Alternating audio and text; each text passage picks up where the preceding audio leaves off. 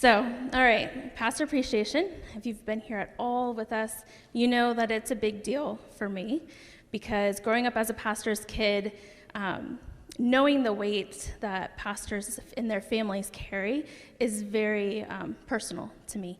And so I wanted to make sure that we celebrate Pastor James and Pastor Emily and give them as much honor as we can. And it's unfortunate that we do it just one Sunday a year, but really we can do it all the time. And this is just an example of what it could be year-round for them if we could hone into what God has really called us to be in honoring our pastors. So just in case you're not aware of what a pastor does, pastors sacrifice everything. Pastors intercede for what the people in the church go through, which means that they personally get to enjoy all of our hardships, and they get to carry the weight of the vision and mission.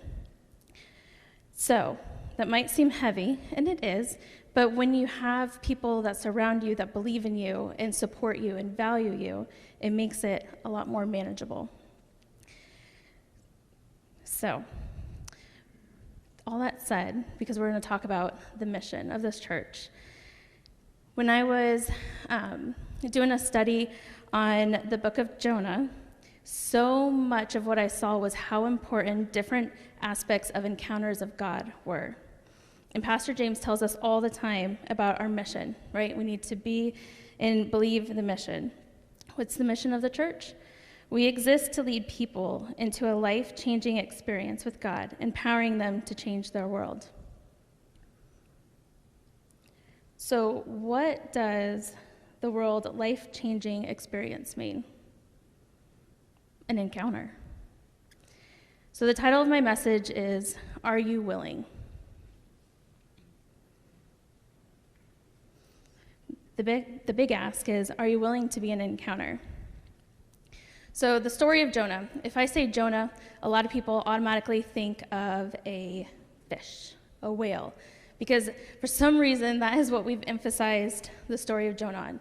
But I'm here to surprise you that there's so much more than just the fish. And actually the fish is like this big of the story. So to summarize the story for you, Jonah is told, go to Nineveh. And he's like, oh no, I'm not doing that. So he goes to a city, Joppa, and he buys a ticket for Tarshish, which is on the other side of the country. He gets on this boat, and literally, hell breaks loose. Storms, it's insane the amount of turmoil that these sailors are put through because Jonah decided to get on this ship instead of obeying what God asked. Then, the part of the story everybody knows, he's thrown into the sea. A big whale or fish, whatever you want to call it, swallows him up and holds him there for 3 days and 3 nights. Eventually, he's spit back out on land. Where at? Nineveh. Why? Because that's where God told him to go in the first place. So then, God tells him again, hey, I asked you to go do this. I want you to go tell the people of Nineveh something. So he does. And then he climbs up and goes away so he can watch the destruction of Nineveh. And then it ends with God asking a very important question that we'll get to. So that's the breakdown, very fast. Now, where are the encounters in this story? The sailors. So if we start in Jonah 1, chapter 8, you'll see Jonah's already on the boat, and he was sleeping. The captain had to go wake him up to bring him, because everybody else on this boat, all the other sailors are praying to all their gods. They're trying to figure out what they could do to get this to stop. And the sailors ask, why has this awful storm come down on us? They demand. Who are you? What is your line of work? What country are you from? And what is your nationality? What are they asking Jonah? They're asking him his identity. Who are you? So then Jonah answers, I am a Hebrew, and I worship the Lord, the God of heaven, who made the sea and the land." The sailors were terrified when they heard this, for he had already told them that he was running from the Lord. "Oh, why did you do it?" they groaned. And since the storm was getting worse all the time, they asked him, "What should we do to stop the storm?" So Jonah now has revealed his identity, right? That he's a Hebrew. And he believes in the Lord. And these sailors are pagan sailors. They don't believe in the Lord, but they're aware of him. Because I feel like every surrounding country and city within Israel and its borders was aware of the Israelites, right? They took territory after territory after territory with battles they should have never won. So right away, they're very aware that the destruction that his Lord can rain down on the favor of his kids. So they knew that they were in trouble. Then Jonah tells them, "Throw me into the sea," Jonah said, "and it will become calm again. I know this terrible storm is all my fault."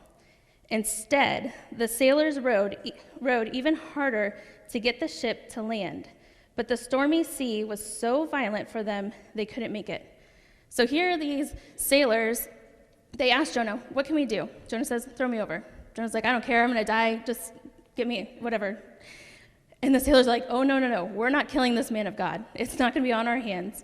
So they're rowing back to land, and God's making the storm worse and worse and worse. Right? So again, they're so fearful that they're going to kill this man of God that they won't listen. But then eventually, in Jonah 1:14-15, they cried out to the Lord, Jonah's God. "Oh Lord," they pleaded, "don't make us die for this man's sin, and don't hold us responsible for his death. Oh Lord, you have sent this storm upon him for your own good reason." Then the sailors picked up Jonah and threw him into the raging sea, and the storm stopped at once. The sailors were awestruck by the Lord's great power, and they offered him a sacrifice and vowed to serve him. So these sailors had an encounter with God because of who Jonah was. But again, not because Jonah was obedient, because Jonah was running. But he then ministered to these sailors. God was able to do something great because of the circumstance that Jonah put himself in. So it was Jonah's identity as a child of God that impacted the very people that Jonah was originally running from. Right? He didn't want to go to Nineveh. He didn't want to proclaim the destruction, and we'll get to why he didn't want to in just a little bit, but he ended up impacting these sailors anyways, and now they know the Lord because of him. So in 1 Peter 2:9, it says, "But you are not like that, for you are chosen people. You are royal priests, a holy nation, God's very own possession. As a result, you can show others the goodness of God, for he called you out of the darkness and into his wonderful light." So, we, the church, need to remember that we are children of God, and we hold opportunities for those around us to have an encounter with God. So again, we, the church, this Encounter Church, we need to remember that we are children of God and that we hold the opportunities for those around us to have an encounter with God. Because we have to remember our identity causes the encounter. Because who are we? We're children of God.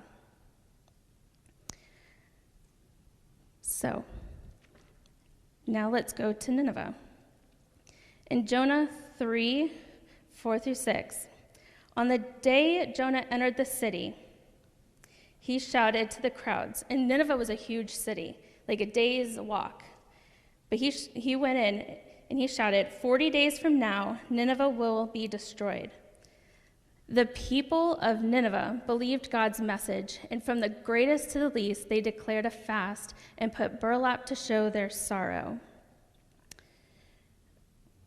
And then when the king of Nineveh heard that Jonah was saying, he stepped down from his throne, took off his royal robes, he dressed himself in burlap and sat on a head of ashes. So,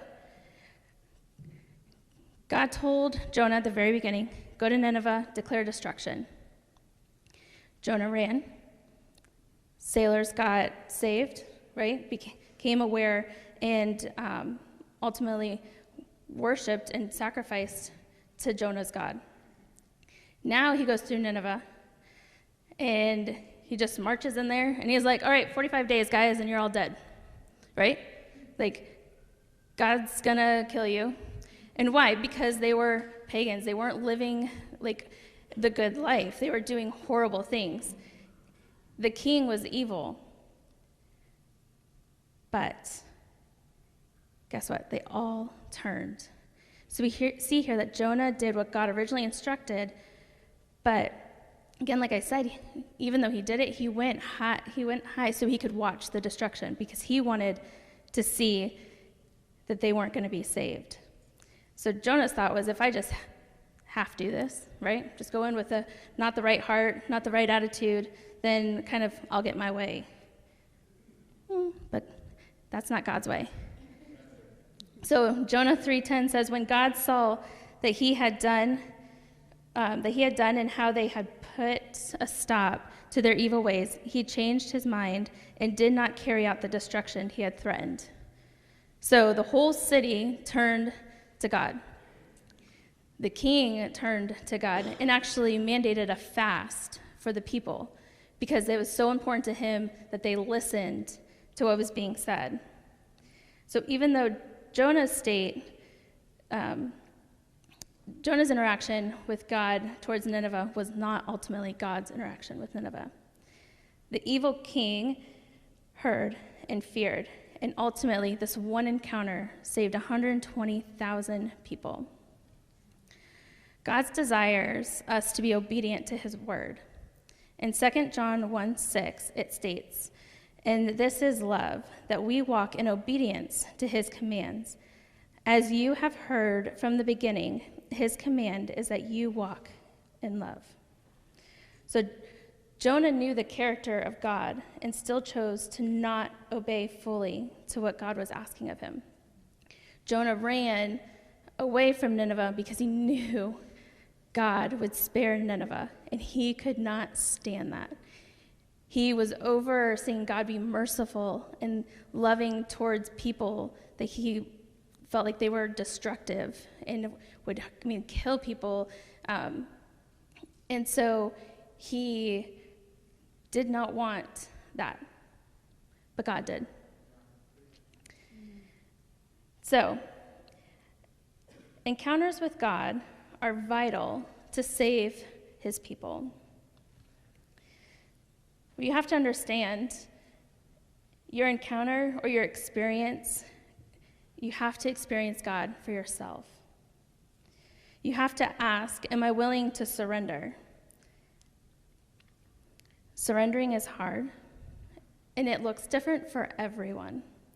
But what it means to surrender is you give up completely. You don't give up hope, faith, or belief, but you give up your control and your willpower. So, when I've shared this before, so it might not be new, but when I was a teenager, I was told that I couldn't have kids, and at least without medical help. And the desire at that time for me was I just wanted to be a mom. That's all I wanted to do. And so this was like a big fear and like kind of punch in the gut for me. And so I prayed. I received prayer every time I could.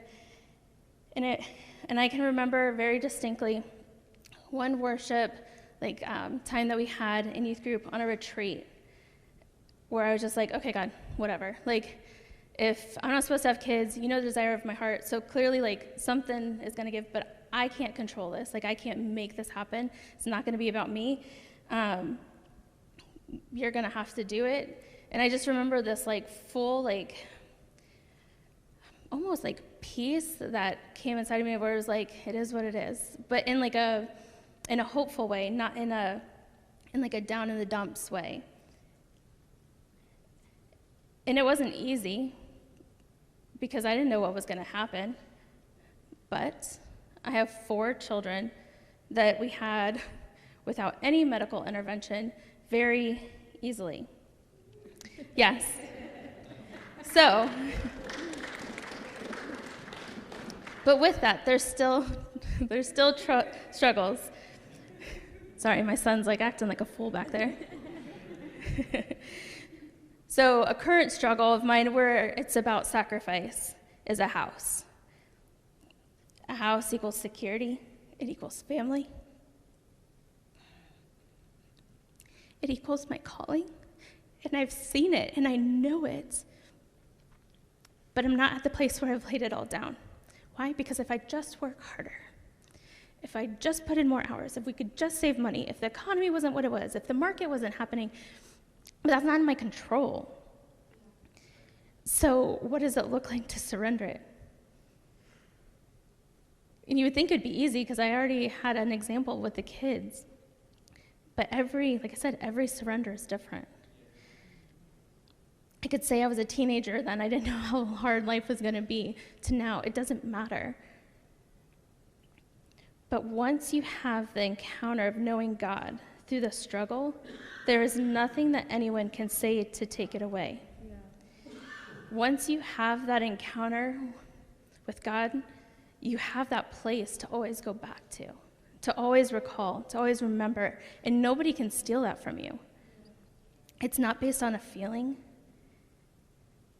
You get feelings, but it's not. There's this moment that you can always just go back to and know that God was there. We have to have this relationship with God where we know his character, which ironically is now our character because we're saved and we belong to him, and we're him. Yeah.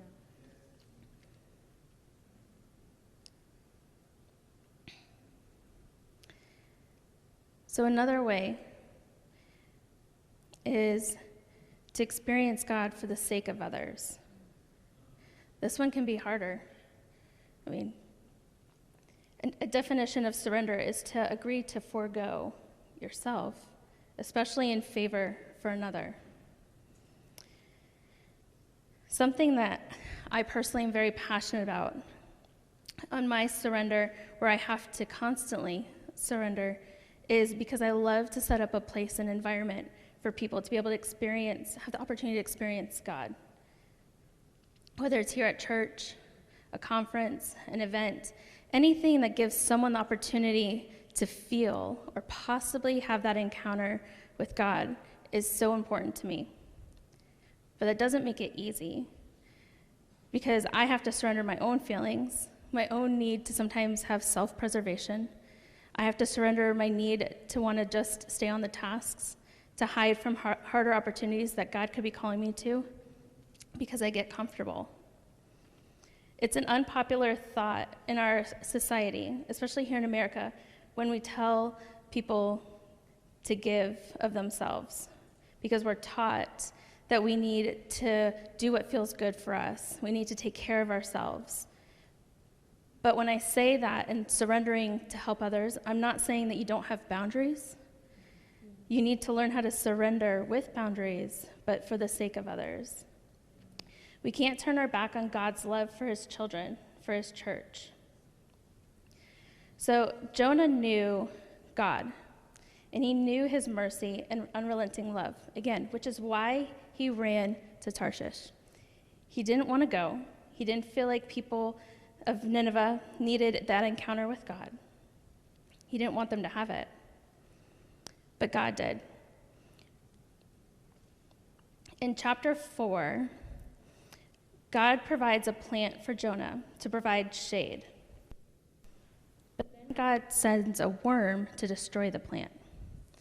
And then the conditions became unbearable for Jonah, and he just wanted to die. Jonah gets mad about the plant. He feels it's unjustified, and he's all, throwing a hissy fit, really. And God points out, you pity this plant that you had nothing to do more than you did those people. How many times do we value our things? it can be our time, more than trying to be an encounter for others. Can you surrender to God so he can use you to lead people to a life-changing experience with him? If you're unsure how or what that looks like, it's important to always understand this, if nothing else. God is always in pursuit of you. Always. He wants to pursue you, to show you how to surrender, to be with you in your surrender. God is unrelenting in his pursuit of you, and he will never give up, just like he never gave up on even Jonah when he ran. Yeah. So I have, hold on, this little book I want to read. When I heard it read, it was so impactful, but it's simple. Once there was a little bunny who wanted to run away, so he said to his mother, "I'm running away." "If you run away," said his mother, "I will run after you, for you are my little bunny." "If you run after me," said the little bunny, "I will become a fish in a trout stream, and I will swim away from you." If you become a fish in a trout stream," said his mother, "I will become a fisherman, and I will fish for you." "If you become a fisherman," said the little bunny, "I will become a rock on the mountain high above you." "If you become a rock on the mountain high above me," said his mother, "I will be the mountain climber, and I will climb to where you are." "If you become a mountain climber," said the little bunny, "I will be a crocus in a hidden garden." "If you become a crocus in a hidden garden," said his mother, "I will be a gardener, and I will find you." "If you are a gardener and find me," said the little bunny, "I will be a bird and fly away from you." "If you become a bird and fly away from me," said his mother, "I will be the tree that you come home to." "If you become a tree," said the little bunny, "I will become a little sailboat, and I will sail away from you."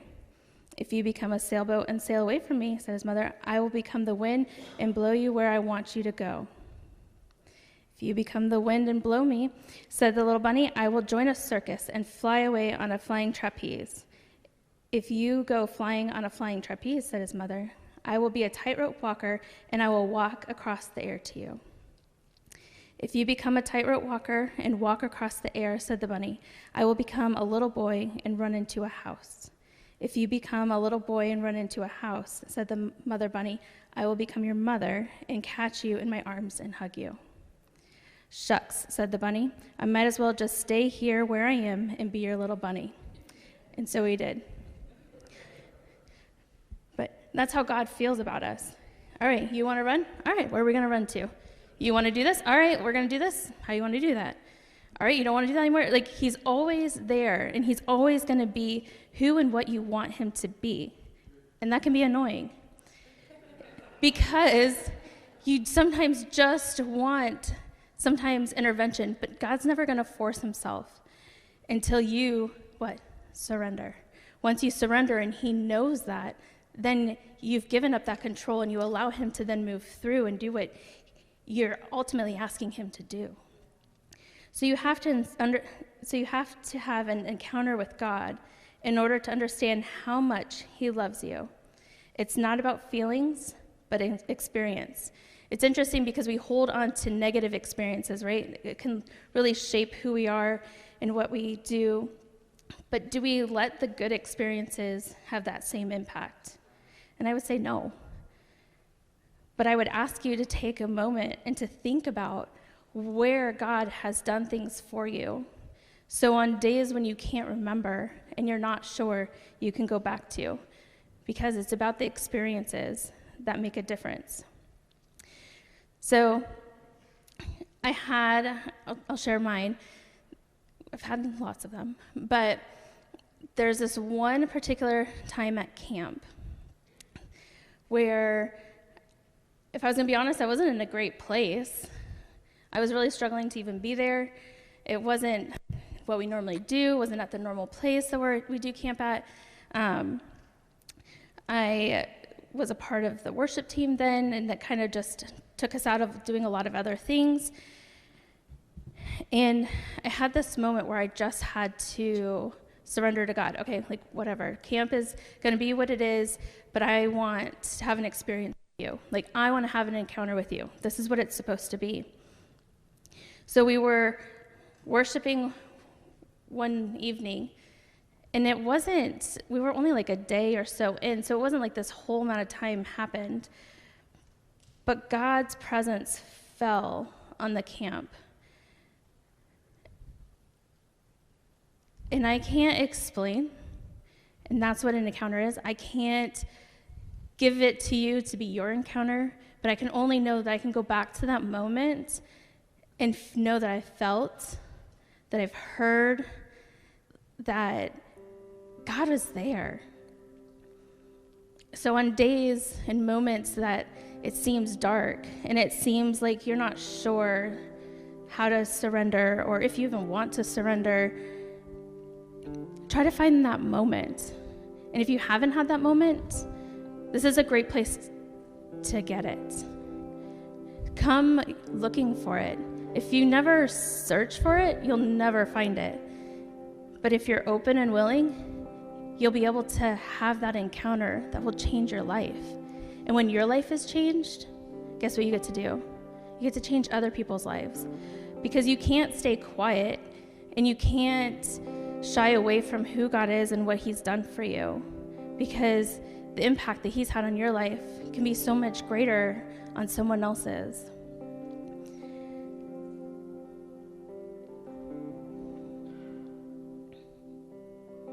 So we're going to close. And just when we close with this song, if you're open and you want to have that encounter, surrender yourself. Let him know so he can be with you. Because when we pursue the encounter, we actually give back to them in the greatest way we can. Because their time, their effort, their sacrifices are seen by us, the people, to then make a difference, which then feeds back to them.